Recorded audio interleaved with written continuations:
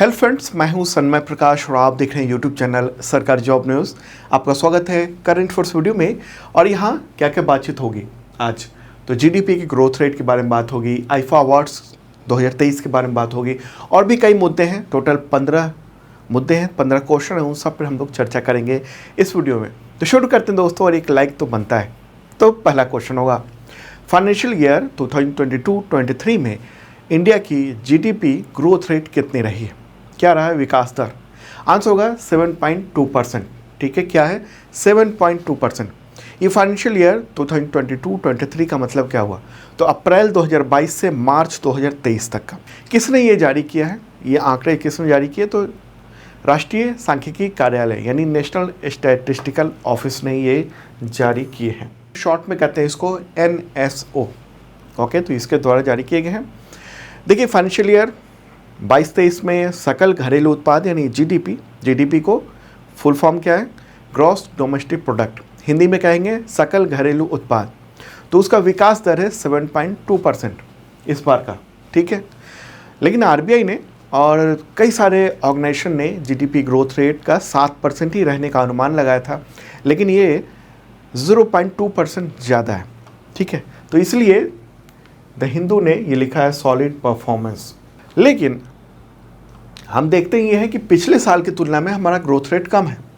पिछले financial year उससे पहले के यानी 2021-22 में हमारा ग्रोथ रेट था 9.1% इंडिया का, और इस बार क्या है? 7.2% है ये ग्रोथ रेट। लेकिन फिर भी चूँकि जो हालात दुनिया में हुए हैं, जैसे जो रूस और यूक्रेन का जो युद्ध हुआ उसके बाद जो दुनिया में हालात बदले हैं, तो उसमें ये माना जा रहा है कि इंडिया का ग्रोथ रेट ये ठीक ठाक है, बेहतर है। अच्छा, अगर पिछले 5 साल का ग्रोथ रेट देखेंगे तो ये भी आप समझ सकते हैं कि 2021 में हम माइनस में गए थे 5.8%, -5.8%। क्यों? क्योंकि कोविड-19 का बहुत गहरा असर हुआ था। उससे पहले भी स्थिति जो देश की थी, ग्रोथ रेट वो बेहतर नहीं था। 1920 में 3.9% था, 1819 में 6.5% था। ठीक है, तो ये हम लोग देखने को मिल रहा है हम लोगों को कि ग्रोथ रेट। ठीक है, तो अगर आप देखेंगे कि एक्चुअल में रियल जीडीपी कितनी है देश की, ये तो आंकड़े में हम लोगों ने कहा कि 7.2% ग्रोथ रेट है। ग्रोथ रेट का मतलब क्या हुआ कि पिछले फाइनेंशियल ईयर की तुलना में इस फाइनेंशियल ईयर में हमने इतना ग्रोथ किया है।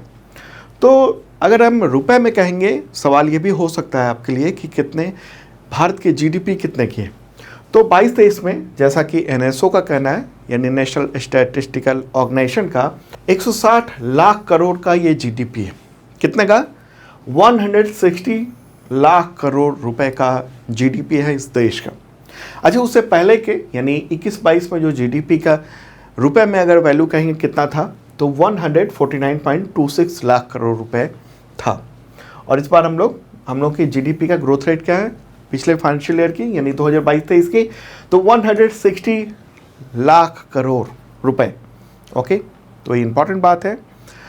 अच्छा, अब सवाल ये है कि इतनी सारी बातें तो हुई जीडीपी की, आगे और भी जो क्वार्टरली आंकड़ा है उसके बारे में बताऊंगा। अब ये जीडीपी होता क्या है, इसकी गणना कैसे होती है, कैलकुलेशन कैसे होता है जीडीपी का? तो जीडीपी जो है ना, वो किसी एक साल में देश में पैदा होने वाले सभी सामान और सेवाओं की कुल वैल्यू को कह सकते हैं। ठीक है, जीडीपी किसी भी देश की आर्थिक विकास का बड़ा पैमाना होता है। अधिक जीडीपी का मतलब है देश की आर्थिक वृद्धि हो रही है, अर्थव्यवस्था में रोजगार पैदा हो रहा है। अगर कम जीडीपी है ग्रोथ रेट, इसका मतलब है कि आर्थिक तौर पर हम पिछड़ रहे हैं, बेरोजगारी की समस्या बढ़ रही है।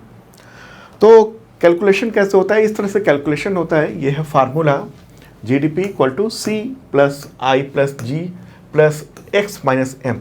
सी मतलब कंज्यूमर एक्सपेंसेस, यानी आप जो कंज्यूमर हैं, ग्राहक हैं, हम कंज्यूमर हैं, तो हम कितना खर्च कर रहे हैं। ठीक है, पूरे देशवासी कितना खर्च कर रहे हैं पर्सनल कैपेसिटी में। दूसरा है आई मतलब इंडस्ट्री इन्वेस्टमेंट, जो उद्योग हैं उसमें इन्वेस्टमेंट कितना हो रहा है। ठीक है, तीसरा है गवर्नमेंट एक्सपेंसेस, मतलब सरकार कितना खर्च कर रही है। ओके, तो इन सब को देख लिया जाता है, ये जो जोड़ लिया गया। और एक्सपोर्ट माइनस इंपोर्ट कर लिया जाता है, मतलब हमने कितना एक्सपोर्ट किया और कितना इंपोर्ट किया, और फिर ये कैलकुलेट कर लिया जाता है और इस तरीके से ये जीडीपी के आंकड़े निकलते हैं। मतलब क्या हुआ, कंजम्पशन कितना हो रहा है, मतलब जनता कितनी खर्च कर रही है, इन्वेस्टमेंट कितना हो रहा है यानी उद्योग कितना इन्वेस्ट कर रहा है, गवर्नमेंट स्पेंडिंग कितनी है यानी सरकार कितनी खर्च कर रही है, और नेट एक्सपोर्ट्स जो डेटा है इंपोर्ट को घटाकर वो देख लिया जाता है, तो वो हो जाता है जीडीपी यानी ग्रॉस डोमेस्टिक प्रोडक्ट। ठीक है, आसान भाषा में आपको समझना ये ज़रूरी है। अगर हम देखेंगे पिछले फाइनेंशियल ईयर में यानी 22-23 में अलग अलग क्वार्टर का यानी तिमाहियों का जीडीपी का आंकड़ा कितना रहा, तो अभी हाल का जो था यानी जनवरी से मार्च तक का 2023 का वो है 6%। हालांकि ये 6% से कम होने की उम्मीद थी, आरबीआई ने भी उम्मीद जताई थी, लेकिन ये 6.1% रहा है, तो इसलिए इसको माना गया कि कुछ बेहतर है। उससे पहले यानी अक्टूबर दिसंबर में जो हमारा जीडीपी रहा है वो अक्टूबर दिसंबर 2022 में 4.4%, जुलाई सितंबर में 2022 में ये 6.3%, और अप्रैल जून 2022 में 13.5% का ग्रोथ रेट देखने को मिला था। तो ग्रोथ रेट जो है ना वो कम तो हुआ है, लेकिन ये आंकड़ा जो है ना उसके बाद ये माना जा रहा है कि थोड़ा बेहतर है। लेकिन हमें एक चीज़ तो ध्यान में रखना है कि हम 21-22 में 9.1% पर थे और हम डिप करके 7.2% पर आ गए हैं 2022-23 में। और अगर हम देखेंगे ये फोर्थ क्वार्टर में, ये क्वार्टरली जो डेटा आपने देखा, इसमें हम देखेंगे कि ग्रोथ रेट किस सेक्टर में कितना रहा है, कितना डाउनफॉल हुआ है, तो वो देखिए आप ये आंकड़ा। तो एग्रीकल्चर में जो ग्रोथ रेट है ये फोर्थ क्वार्टर की बात कर रहे हैं वो 5.5% है।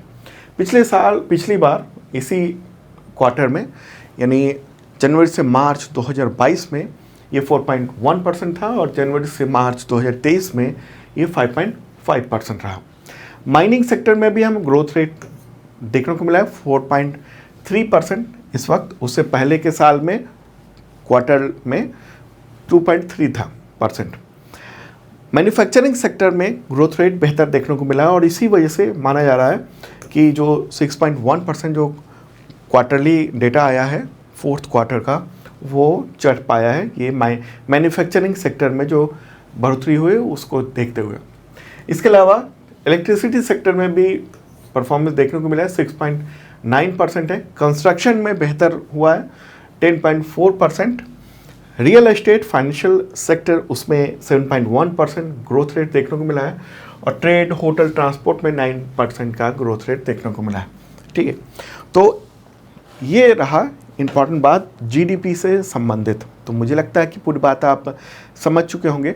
और ये जो डेटा जारी हुआ उस पर चीफ इकोनॉमिक एडवाइज़र कौन है इस वक्त, चीफ इकोनॉमिक एडवाइज़र देश के यानी CEA तो अनंत नागेश्वरन, क्या नाम है, अनंत नागेश्वरन। तो उन्होंने कहा कि क्वार्टर 4 यानी चौथी तिमाही का यानी जनवरी से मार्च 2023 का जो जीडीपी ग्रोथ रेट रहा है 6.1%, वो दूसरे देशों की इकॉनमी से थोड़ा बेहतर रहा है और इससे पता चलता है कि इकॉनमी की जो वित्तीय हालात है उसमें गति बरकरार है। ठीक है, और उनका कहना है कि संशोधित जो आंकड़े आएंगे अगले कुछ महीने में हो सकता है कि और बेहतर आंकड़े आ जाएं। अब यहाँ पर एक और बात देख लेंगे, जीवीए डेटा भी देख लेते हैं। जीवीए का फुल फॉर्म क्या होता है, ग्रॉस वैल्यू एडेड। तो ये फाइनेंशियल ईयर 2023 में पूरे यानी 22-23 की बात कर रहे हैं, FY23 लिखा हो तो मतलब कि 22-23 होगा। तो वो जो है ना घट गया है 7% पर आ गया है, 8.8% से घटकर 7% पे आ गया। तो अब आप कहेंगे कि जीवीए क्या है, जीडीपी तो देख लिया डेटा, अब ये जीवीए क्या आ गया। देखिए जीडीपी जहाँ पर इकॉनमी के हेल्थ को ट्रैक करने के लिए इस्तेमाल किया जाने वाला सबसे कॉमन इंडिकेटर में से एक है, तो ये जीवीए जो है ना यानी ग्रॉस वैल्यू एडेड, ये किसी अर्थव्यवस्था में कुल आउटपुट और इनकम का पता चलता है। तो टोटल जो आउटपुट रहा और इनकम रहा उसके बारे में ये पता चलता है। जीवीए से ये जानकारी प्रदान होती है कि एक तय अवधि में इनपुट कॉस्ट और कच्चे माल का जो दाम निकालने के बाद कितने रुपए के वस्तु और सेवाओं का उत्पादन हो सका है, और इसके साथ साथ ये भी जानकारी मिलती है कि किस खास क्षेत्र में उद्योग या सेक्टर में कितना उत्पादन हो सका है, एग्जैक्ट ये पता चलता है, ठीक है, कि टोटल कुल आउटपुट और इनकम क्या रहा है। ओके, तो ये जीवीए रहा है 7% और जीडीपी रहा है कितना 7.2%। तो ये दो चीज़ें ध्यान में रखने की ज़रूरत है। तो मुझे लगता है कि जीडीपी से रिलेटेड चीज़ आप समझ चुके होंगे। चलिए अब आगे बढ़ते हैं, अगला क्वेश्चन लेते हैं, और पसंद आ रहा हो तो एक लाइक बटन जरूर दबा देना, जिन लोगों ने सब्सक्राइब नहीं किया ज़रूर कर लें। अगला क्वेश्चन, 57th ज्ञानपीठ पुरस्कार से किन्हें सम्मानित किया गया? आंसर होगा दामोदर मौजो। क्या नाम है? दामोदर मौजो। ओके, न्यूज़ भी देख रहे हैं आप। तो ज्ञानपीठ पुरस्कार जो है ना, वो देश का सर्वोच्च साहित्यिक सम्मान होता है। ओके, क्या होता है? सर्वोच्च साहित्यिक सम्मान माना जाता है। गोवा के लेखक हैं दामोदर मौजो और कोंकणी साहित्य में उनका बड़ा योगदान माना जाता है। एस श्रीधरन पिल्लई ने ये 27 मई को अवार्ड इनको दिया है।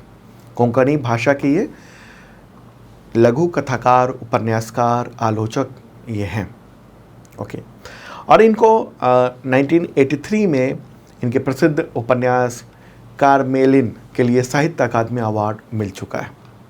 ओके, तो ज्ञानपीठ पुरस्कार मिला है, ये सर्वोच्च साहित्यिक अवार्ड होता है भारत का, इसलिए ये क्वेश्चन इम्पॉर्टेंट हो जाता है। और ये अवार्ड किनको दिया जाता है? भारत के कोई भी नागरिक जो 8वीं अनुसूची में जो शामिल है, संविधान की जो 8वीं अनुसूची है उसमें 22 भाषा में से किसी एक में लिखता है, तो उस व्यक्ति को माना जाता है वो इस पुरस्कार के लिए पात्र है। और फिर चुनाव होता है, उसमें से एक, मतलब कई लोगों का पहले पैनल बनता है, उसके बाद चुना जाता है एक व्यक्ति को। इसमें अवार्ड के तौर पर एक प्रशस्ति पत्र, शॉल और 11 लाख रुपए, 11,000 रुपये दिए जाते हैं। और अगर सवाल हो कि पिछले साल यानी 56th ज्ञानपीठ पुरस्कार से किसे सम्मानित किया गया था, तो असम के कवि हैं नीलमणि फुकन। क्या नाम है? नीलमणि फुकन। ये भी आपको ध्यान में रखना है। 56th ज्ञानपीठ पुरस्कार जो कि 2022 में मिला था, और 57th ज्ञानपीठ पुरस्कार वो मिला है दामोदर मौजो को। अब दोस्तों, आईफा अवार्ड से रिलेटेड कई सारे क्वेश्चन हैं, उस पर चलते हैं, ये भी देख लेना ज़रूरी है।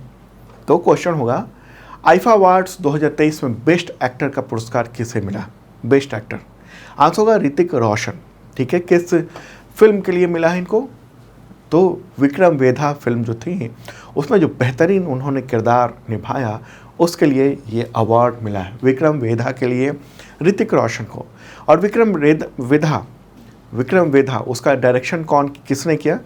डायरेक्टर कौन थे? पुष्कर गायत्री ने किया। ठीक है, ये हिंदी भाषा की एक्शन थ्रिलर फिल्म है, और हालांकि ये मूल फिल्म जो थी वो तमिल फिल्म थी, इसी नाम से 2017 में आई थी, तो उसका फिर से हिंदी में यह निर्माण किया गया था। आईफा अवार्ड के बारे में बता दें, आईफा अवार्ड जो है वो कहाँ पर आयोजित हुआ? तो आबू धाबी यानी यूएई में आयोजित किया गया है, यूनाइटेड अरब अमीरात में, 26-27 मई को। आईफा का फुल फॉर्म क्या होता है? इंटरनेशनल इंडियन फिल्म अकादमी अवार्ड्स। क्या है? International Indian film academy awards. और इस अवार्ड की जो शुरुआत हुई थी वो वर्ष 2000 में हुई थी। ओके, चलिए आगे बढ़ते हैं दोस्तों, अगला क्वेश्चन लेते हैं। और हाँ, जो भी मैं बता रहा हूँ उसका हिंदी और इंग्लिश लैंग्वेज में PDF अवेलेबल है इस वीडियो के डिस्क्रिप्शन में।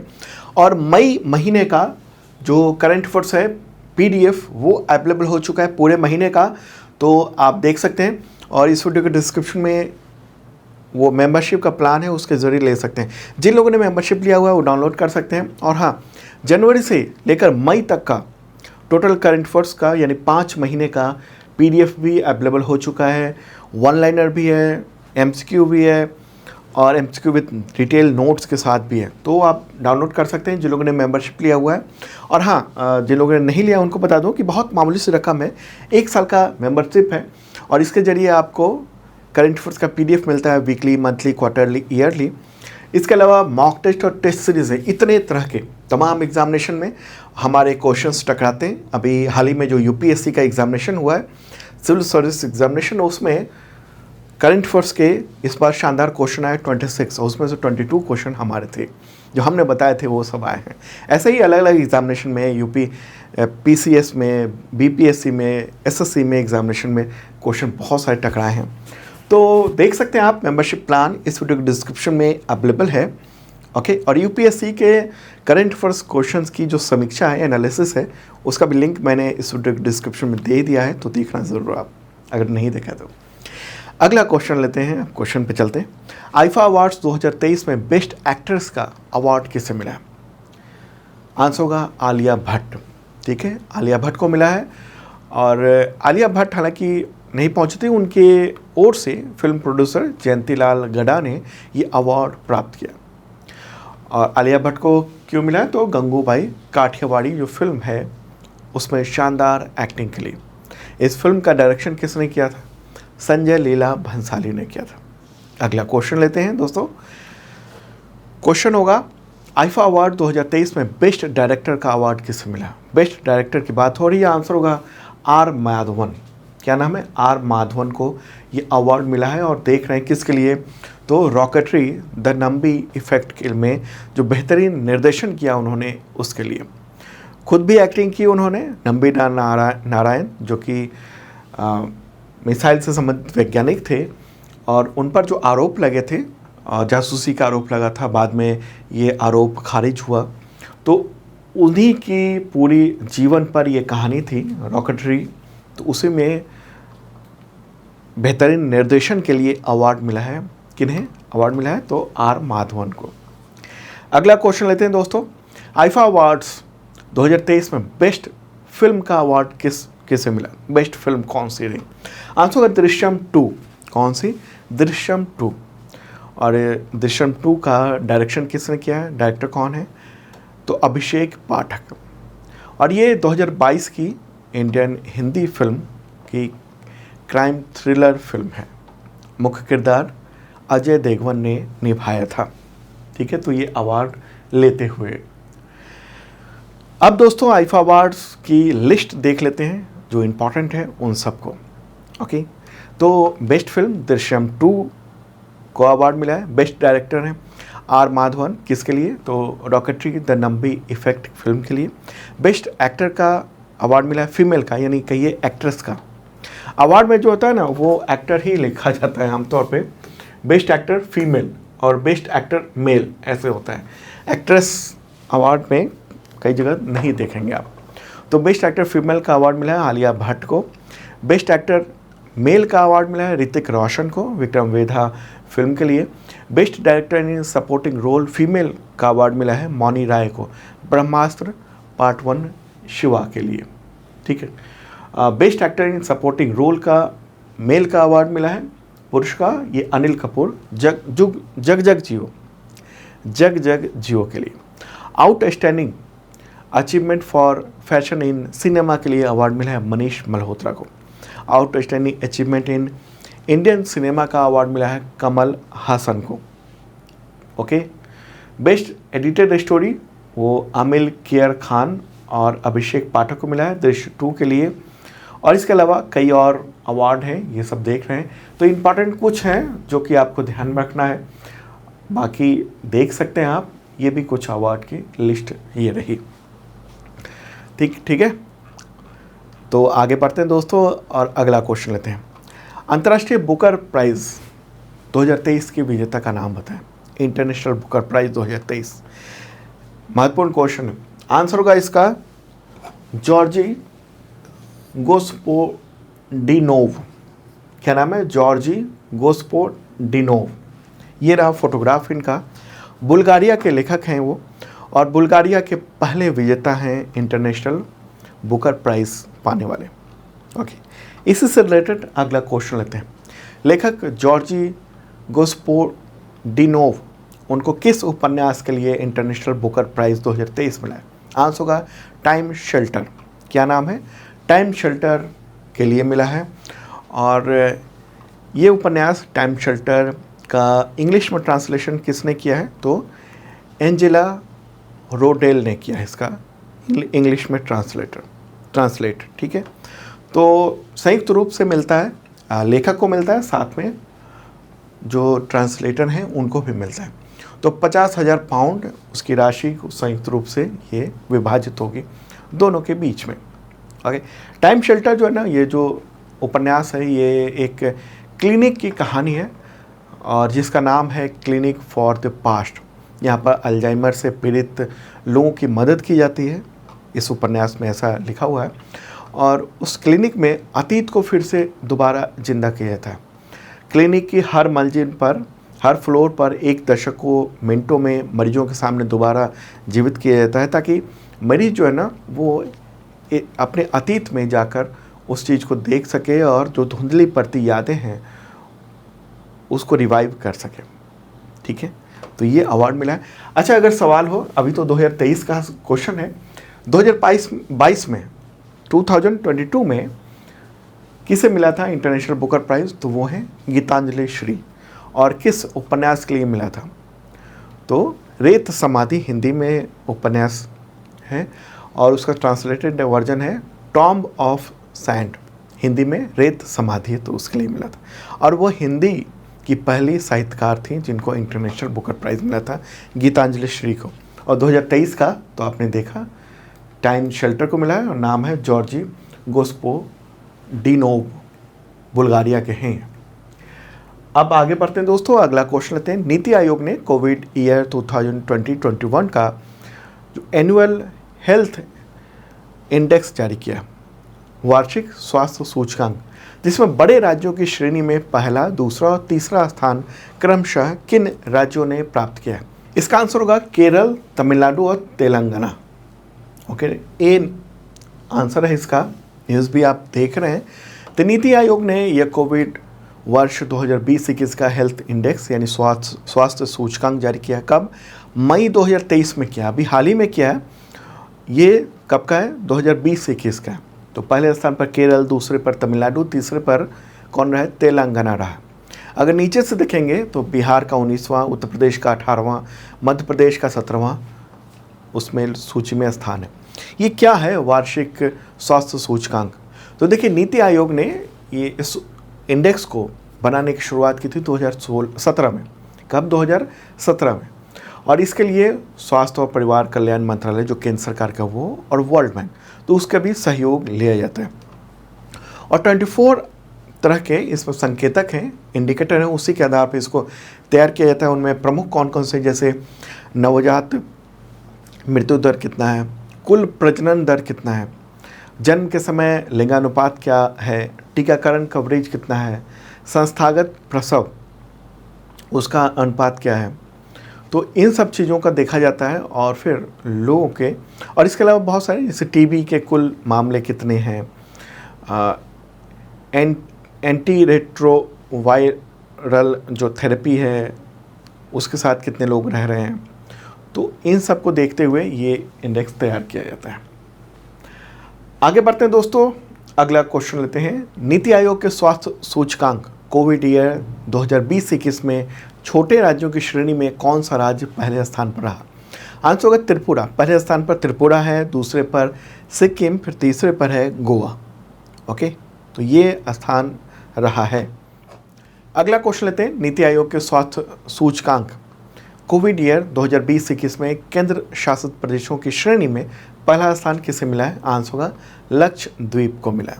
ठीक है, तो ये लक्षद्वीप को मिला है पहला स्थान। ओके, जबकि दिल्ली जो है ना वो सबसे आखिरी स्थान प्राप्त किया, दिल्ली ने। केंद्र शासित प्रदेशों की बात कर रहे हैं। अगला question, CAVA volleyball football challenge cup 2023 का खिताब किस देश की टीम ने जीता? आंसर होगा इंडिया, भारत। ये जो CAVA लिखा हुआ है इसका फुल फॉर्म क्या होता है? इसका फुल फॉर्म होता है सेंट्रल एशियन वॉलीबॉल एसोसिएशन। ठीक है, तो सेंट्रल एशियन वॉलीबॉल एसोसिएशन, उसी के द्वारा ये आयोजित किया गया था वॉलीबॉल वुमेन चैलेंज कप 2023। तो ये कहाँ पर आयोजित की गई? तो नेपाल की राजधानी काठमांडू में मई में आयोजित हुआ है और इंडिया ने फाइनल में कजाकिस्तान को हराकर यह खिताब जीत लिया। पहले स्थान पर चैंपियन रहा है इंडिया, दूसरे पे है कजाकिस्तान, तीसरे पे नेपाल, चौथे पे उज्बेकिस्तान और पांचवे पे श्रीलंका की टीम रही है वहाँ। अगला क्वेश्चन, ऑस्ट्रेलिया ने किस शहर में, भारत के किस शहर में नया वाणिज्यिक दूतावास यानी काउंसलेट खोलने की घोषणा की है? आंसर होगा बेंगलुरु। ठीक है, तो एंथनी एल्बनीज़ जो वहाँ के प्राइम मिनिस्टर हैं, उन्होंने इसकी घोषणा की हुई है। वहाँ के जो प्राइम मिनिस्टर हैं ऑस्ट्रेलिया के, एंथनी एल्बनीज़, तो उन्होंने इसकी घोषणा की है हाल ही में। और भारत में ये ऑस्ट्रेलिया का चौथा वाणिज्यिक दूतावास होगा ये, ओके, कॉन्सुलेट होगा। अगर बात होगी कि कौन सा वहाँ ये राजनयिक मिशन होगा, तो ये 5वां राजनयिक मिशन होगा, जबकि चौथा वाणिज्यिक दूतावास होगा। अब आप सोच रहे होंगे कि यहाँ पर मैं उच्चायोग कह रहा हूँ, यानी हाई कमीशन कह रहा हूँ, यहाँ पर मैं एम्बेसी नहीं कह रहा हूँ। देखिए, जितने कॉमनवेल्थ नेशन हैं उनमें हाई कमीशन होते हैं, मतलब बात वही होती है, राजदूत ही मतलब दूतावास ही होता है, यानी एम्बेसी होती है, लेकिन उसका नाम जो होता है ना, वो हाई कमीशन कहा जाता है। जितने भी कॉमनवेल्थ नेशंस हैं उनमें ये परंपरा है। तो जैसे अमेरिका का जो यहाँ पर इस्टेब्लिशमेंट है, वो कहेंगे हम उसको क्या, एम्बेसी कहेंगे, और उसके जो चीफ होते हैं वो एम्बेसडर कहे जाते हैं। लेकिन ऑस्ट्रेलिया या इंग्लैंड यानी यूनाइटेड किंगडम, तो उसके जो यहाँ पर इस्टेब्लिशमेंट है यहाँ पर, यानी जो दूतावास है, उसको हम एम्बेसी नहीं कहेंगे, उसको कहेंगे हम हाई कमीशन, ठीक है। और जो चीफ होते हैं उसमें, उसको कहते हैं हाई कमिश्नर। वो दिल्ली में होता है हाई कमीशन, तो दिल्ली में हाई कमीशन है ऑस्ट्रेलिया का। इसके अलावा काउंसलेट है, यानी वाणिज्यिक दूतावास है। कहाँ कहाँ, मुंबई, चेन्नई, कोलकाता में। और अब कहाँ पर स्थापित हो रहा है, तो वह है बेंगलुरु में। तो महत्वपूर्ण बात है, कंफ्यूज होने की ज़रूरत नहीं है। जब सवाल हो कि कौन सा वहाँ ये वाणिज्यिक दूतावास है, तो चौथा है। और अगर सवाल हो कि कौन सा वहाँ ये राजनयिक मिशन होगा इंडिया में, ऑस्ट्रेलिया का, तो 5वां राजनयिक मिशन होगा। क्योंकि 4 तो काउंसलेट हैं, यानी 4 काउंसलेट हो गए बेंगलुरु को जोड़कर, यानी वाणिज्यिक दूतावास, और एक हो गया हाई कमीशन। मकसद क्या है इसका, तो दूतावास खोलने का मकसद यही है कि देशों के बीच में, दोनों देशों के बीच में जो व्यवसाय है उसका जो तेज़ी से बढ़ रहा है दायरा, डिजिटल इनोवेशन इकोसिस्टम, तो उससे जोड़ना है। अगला क्वेश्चन, भारतीय प्रधानमंत्री ने ऑस्ट्रेलिया के किस शहर में वाणिज्यिक दूतावास खोलने की घोषणा की है? आंसर होगा ब्रिस्बेन। क्या है? ब्रिस्बेन। देखिए, राजधानी कैनबरा है वहाँ की, तो वहाँ पर भारत का एक उच्चायोग है, यानी हाई कमीशन है, और वहाँ हाई कमिश्नर होते हैं। और इसके अलावा सिडनी, मेलबर्न और पर्थ, वहाँ पर काउंसलेट है, यानी वाणिज्यिक दूतावास है। तो अब वहाँ ब्रिस्बेन में भी ये वाणिज्यिक दूतावास खोला जाएगा, ताकि व्यापार और दोनों देशों के संबंध हैं वो बेहतर हो सके। ओके, तो दोस्तों, ये था इम्पॉर्टेंट करंट अफेयर्स। कैसा लगा कमेंट बॉक्स बता सकते हैं। और अब मिलते हैं कल मॉर्निंग को ताज़ा तरीन कंटेंट के साथ। बाय।